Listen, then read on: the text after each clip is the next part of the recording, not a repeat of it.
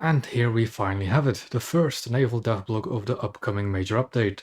This one being IJN Nenohi, a Japanese Hatsuharu class destroyer, but with a twist. This one is the retrofitted version of Hatsuharu, with some major changes. Most of them pertain to her armament.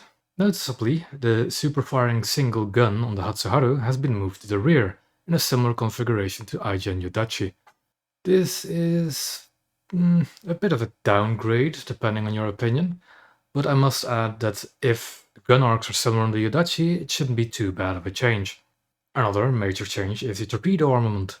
Nenohi loses one of the triple torpedo tubes, mainly the super-firing one, leaving you with a total of 6 tubes on the broadside.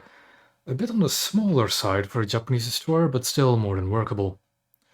Another change in armament is the anti-air armament, where Hatsuharu and Yudachi have the 40mm pom-poms with the possibility of time-fused high explosive. The Nenohi will have dual 25mm gun mounts.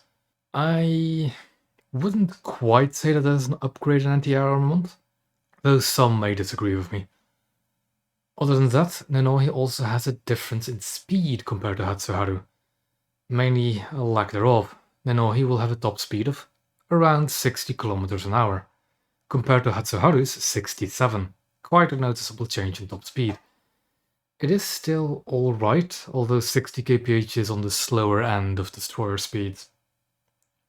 Other than that, there aren't any major differences. But then we have the fact that Nenohi will be a premium destroyer.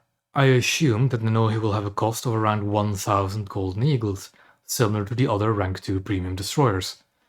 Her battle rating should also be at 4.3, much like the Hatsuharu and Yudachi. But what you might want to know as somebody who wants to buy a premium destroyer, will Nenohi be worth it? Well, contrary to what the devblog might say, her 5-inch guns aren't really all that powerful, mainly because they lack any kind of armor-piercing shell. I will admit that in most cases those 5-inch guns will actually be fine, as long as you're not fighting a Fletcher, a Gearing, a Sumner, a Somers, a Porter, or a Moffett. In other words, anything American with an anti-frag hull. Other than that, the guns are fine, the ship should be fine, but I wouldn't recommend it if you're looking for something to grind the Japanese tree with, as rank 2 premiums usually aren't all that worth it, and I know he won't be that effective in the matchmaking.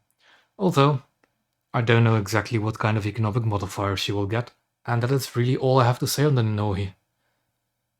Hopefully we'll see some more naval devblogs in the coming days, and hopefully of some maybe bigger ships. Anyways, I'll leave it at that, and I'll see you in the next one.